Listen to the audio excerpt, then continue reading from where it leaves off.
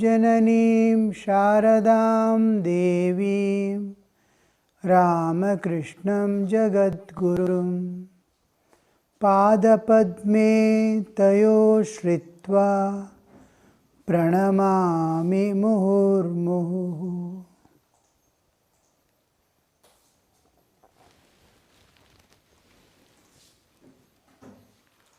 Gospel of Ramakrishna.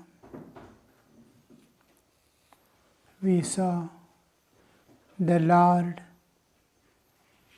eliminating the ego of His beloved disciples one by one, and the person who is presently involved, he is in the emergency. The first day itself he has to begin the recording, and within a day or two there must be thorough cleaning. In case of us also, when we start going towards God, He will start removing our ego, our worldly desires.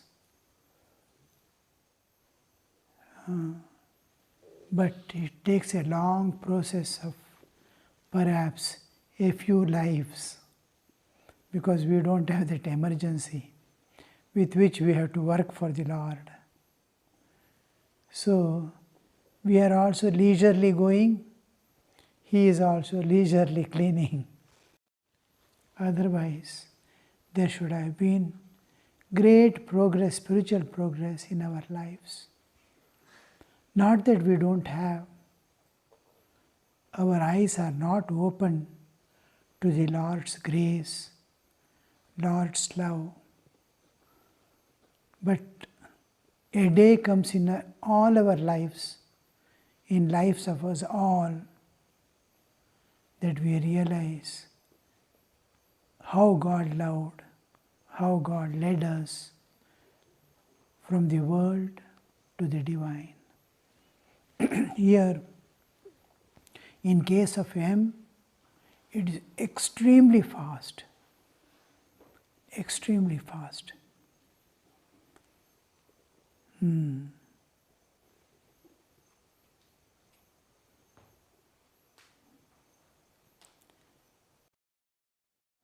He is trying to argue, bring light to others, give lectures, and Master is trying to control.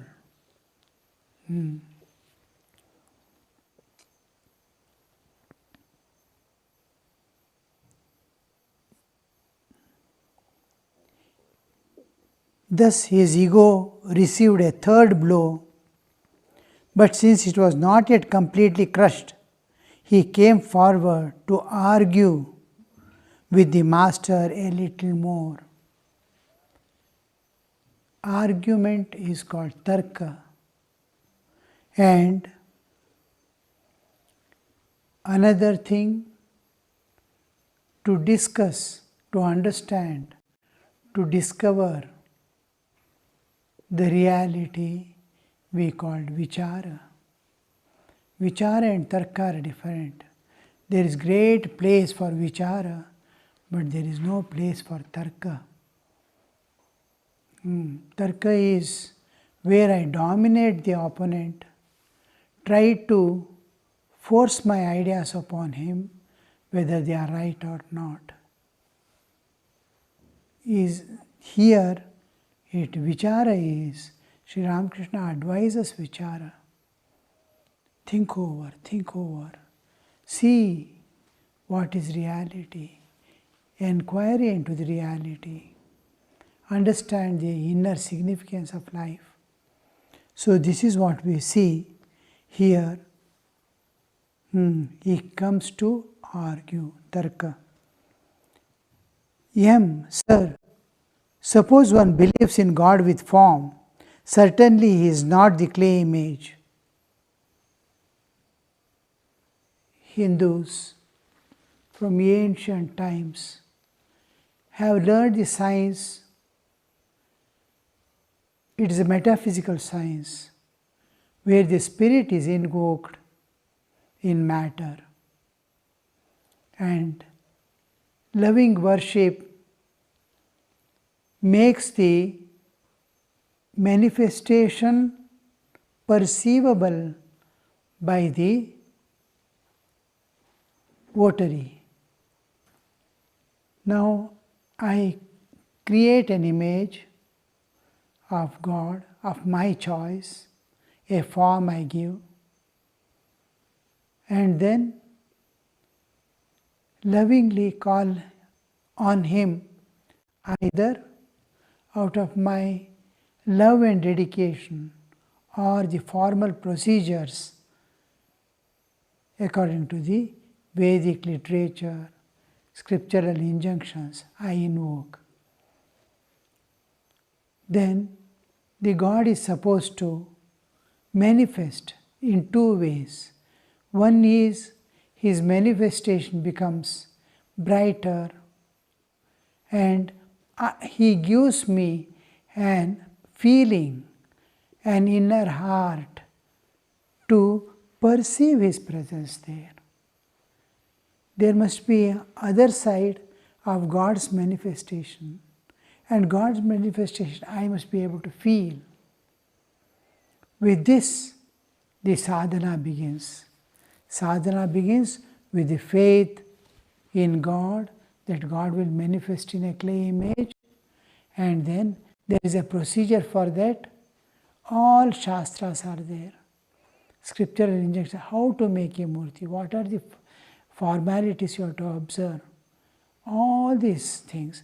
If nothing is there, your own understanding, intuitive understanding by which you make a clay image or any image of stone, of wood or anything, you make an image, and then out of your own love you call on Him.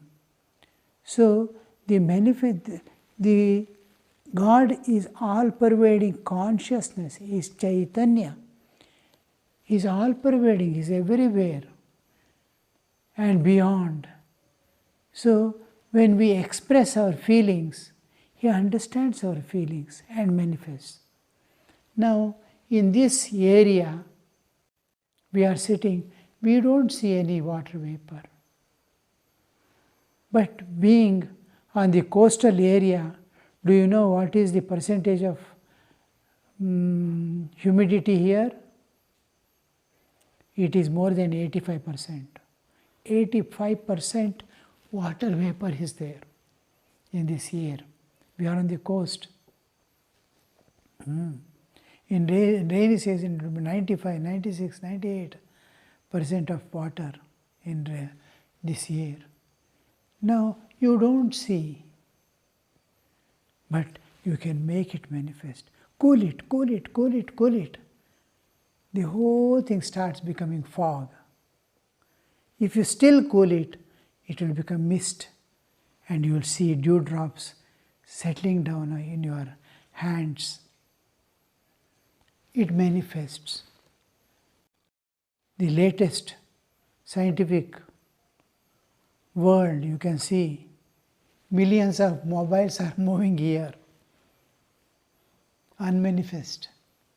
When you speak in a mobile phone, this small mobile is converting the localized sound into all-pervading waves. It travels the towers, up to towers, nearby tower. And few rays that go to the tower is caught by the tower and again broadcast. To worldwide it moves. Wherever that person is there, whom you rang up, be it in USA or flying in the air, he will receive it. And a few rays of that are how many worldwide, anywhere that person can be there. The Vyakta has become Avyakta, and Avyakta again becomes Vyakta in the mobile.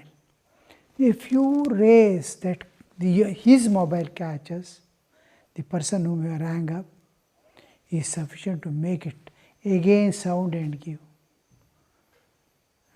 Imagine what is Avyakta and Vyakta, the all-pervading and localized. So it can manifest anywhere. You can speak to a person with all doors and windows closed. You can be in a tower. You can seal yourself. It can penetrate through the wall and reach you. It is all pervading. So if this material world, these material waves are able to penetrate and become all pervading, what about God, the Chaitanya? So he understands the heart of a devotee and manifests there in that image. And he makes us understand, feel his presence there. And when our love increases, our devotion increases, our faith increases, our hopes increases, we see the form emerging out of that image, talking to us, playing with us, as we expect. Ye yatha mam prapadyante tam tathaiva bhajamyaham mama vartmanu vartante manushya partha sarvashaha. Swami Vivekananda quotes this in Parliament of Religion in his first lecture, world conquering lecture. What is God? So this is the manifestation of God, how He manifests and then emerges out. We see in the Ramakrishna's life, in various forms, mother coming and playing, running about in the fields, in the courtyard of the temple, climbing the steps, running down as a small girl. In various forms she comes. And this Thakur has seen, he has begun his life, spiritual life, with worshipping an image and wept for years to make her manifest, to see her, yes, my child, I am here. And now he is coming and telling, it cannot be, God cannot be a clay image. Sir, suppose one believes in God with form, certainly he is not clay image. See, whom is he telling? Master interrupting. He is interrupting. Means he is breaking the talk there and telling his views. That is Master interrupting. But why clay? It is an image of spirit. What emphatically how he is presenting, you see. Why image of clay? Kyum, Mrinmayi. She is Chinmayi. She is Chinmayi. It is made up of spirit. He could not understand the meaning of here. Yam could not understand the significance of this image of spirit. What is this image of spirit? The image, what is the difference between our body, our existence, and the image? Both are same. This is dead body without Chaitanya. It has no, the manifestation of Chaitanya in matter, expression of Chaitanya through matter. This is matter. This is clay. It has emerged from the clay. is going back to the clay. So it is just a clay image, and Chaitanya is projecting through this as Jivatman. And it one day it parts, and leaving behind this matter, the clay image. The clay image is going back to clay. The spirit is going back. So there is no difference between our body and a clay image, the same mud, same clay. Nothing extra is there in this. This is also matter, that is also matter. But in this, how the spirit is manifesting and making this alive, there also it manifests. One day that image is going to speak to you. Sri Ramakrishna has seen the mother coming out through the image and talking to him. Mother talking to him in and through the image. He feels even her breath through that image. All these are not fictions of mind, not concoctions. It is reality.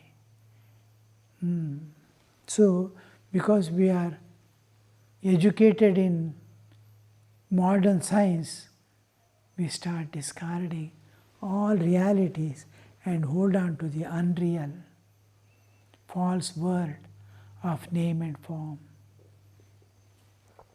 So here he says, why a clay? Why clay?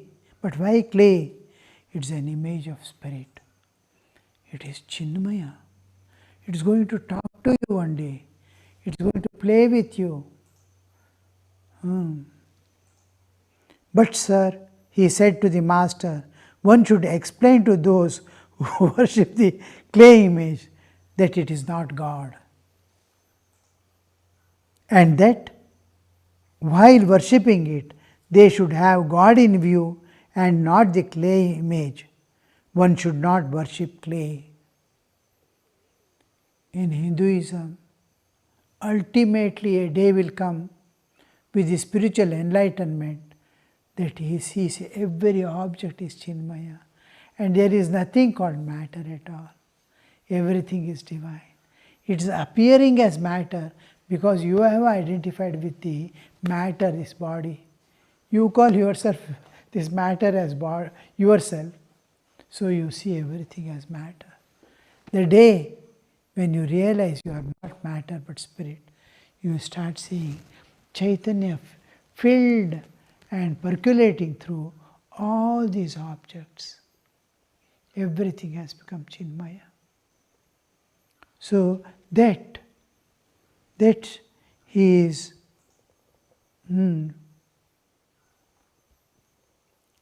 telling this image of spirit, one should not worship clay. In Hinduism, every object on this earth, every atom on this earth, everything what is within this universe or beyond is a place of worship where God can be felt palpably, and because in and through when you pass, we are not able to penetrate into matter and see the Chaitanya. Same with the living bodies also. We infer Chaitanya, we can't see Chaitanya. We infer mind, we can't see the mind. I understand there is a mind because I have one. Mind cannot be seen or perceived or even conceived by mind or can be cognized by the intellect. So, just like any other object, every object in this world is worshipable. See, he is talking so much, he doesn't know what is God. He is talking because otherwise, clay image is not God. Then what is God? Do you know what is God? No. If you had seen God, you would immediately, the first thing of having seen God is he will start seeing God everywhere. Till then, somewhere he has to concentrate, somewhere he has to fix his mind to cleanse himself, to get detached from this bodily existence, to project himself out from this bodily existence and pursue the reality. To that extent, he tries to focus his mind on a particular object, try to see God there. Then, one by one step, you start entering deeper and deeper layers of your own existence. As deep you go, so deep you go within also. You keep an image, and how deep you can see, how much of God you can see, so much of your bodily awareness will be going away.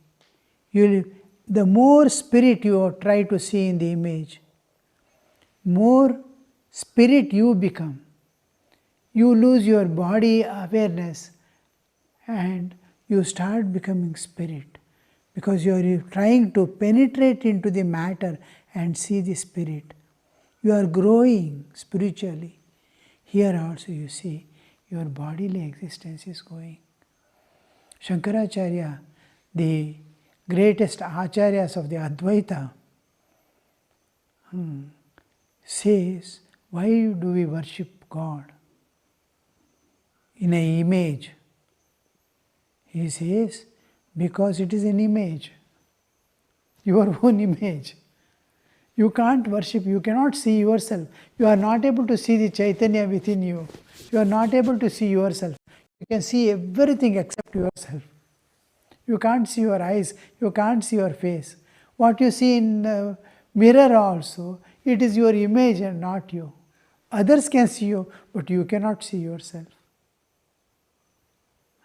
You can never see yourself. Even if you pluck your eyes and keep in front, you can't see yourself. It becomes an object. If you, by chance, if you advance in science and take out the eyes and try to see yourself, it has already become an object for you, not subject. Objects can be seen, subject cannot be seen, because it's a subject. So he says, the Lord within, the self within cannot be seen. So you are worshipping image, just like in a mirror you see your face and correct everything. The flower in the image is set right. It becomes set here. You are worshipping God in an image because it is reaching the Lord within. What a beautiful explanation you see.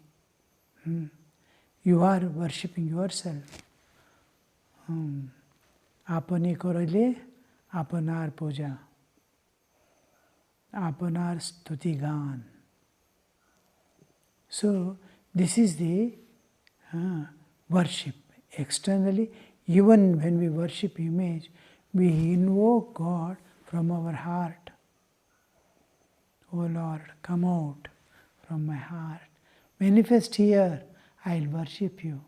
After the worship, I take him back into my heart. So, one should not worship clay, one should be able to see God everywhere in every object, and every object is an representative of God. You can worship anything and everything. He has become the whole world. He has become everything, and everything can be worshipped. And it reaches God.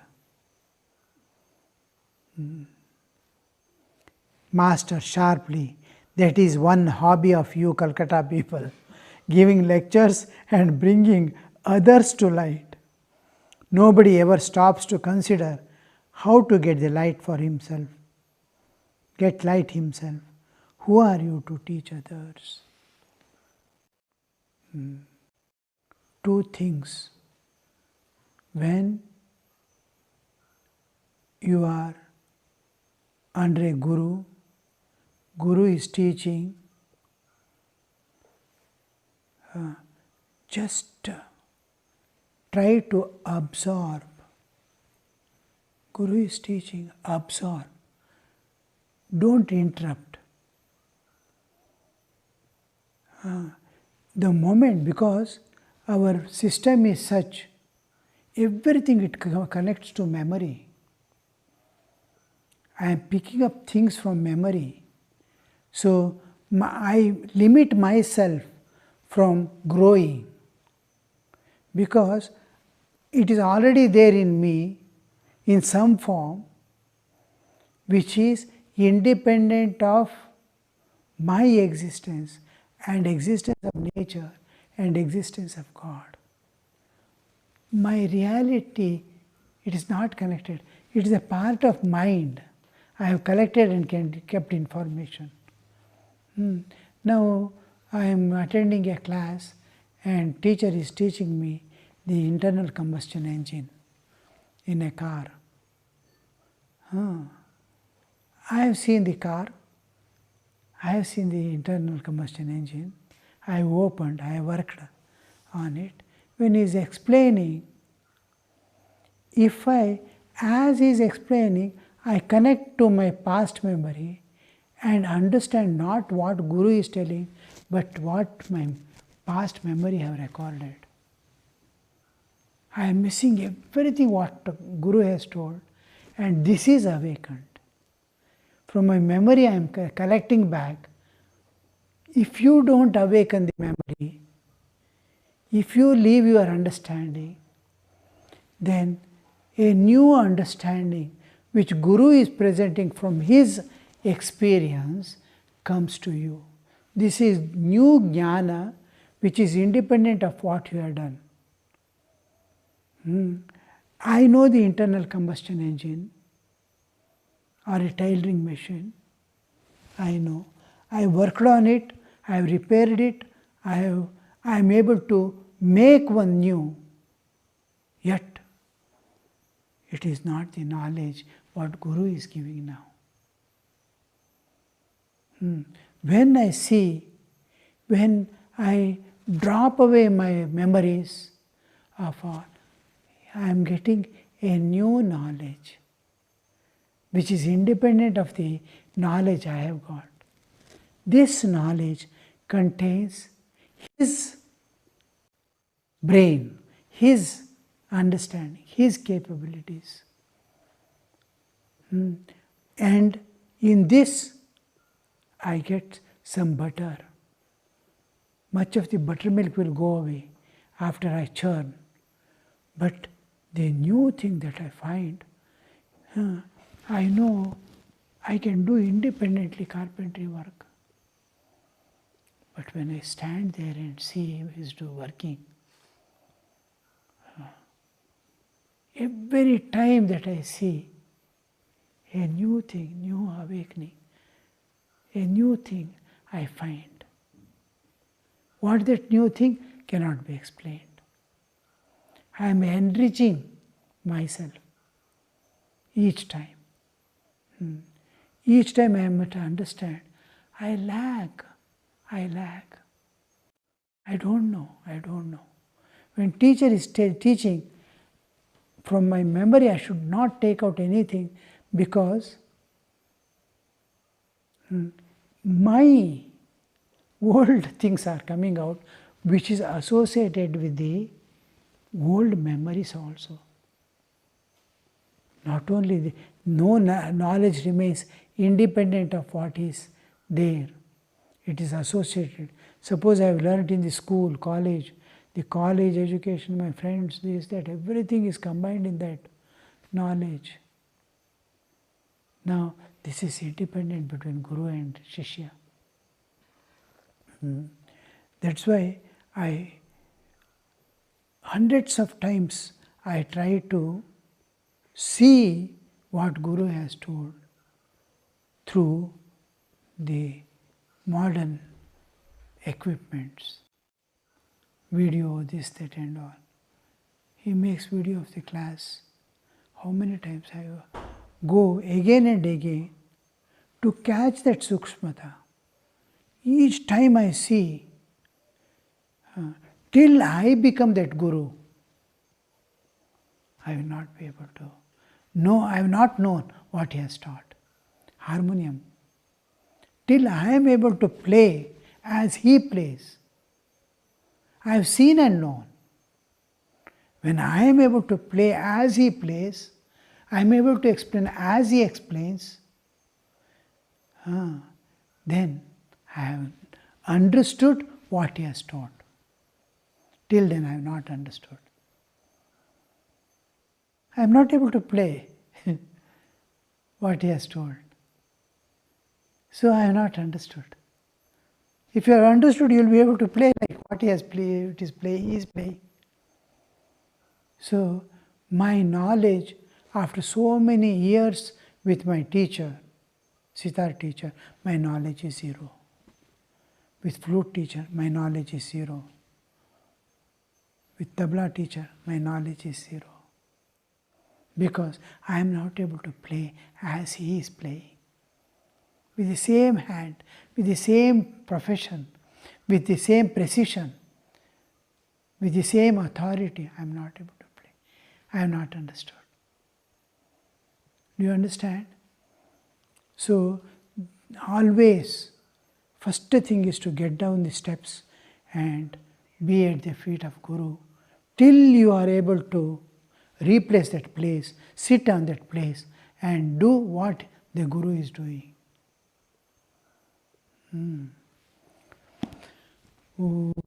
Shanti Shanti Shanti Harihi Om Tat Sat Shri Ramakrishna Arpanamastu.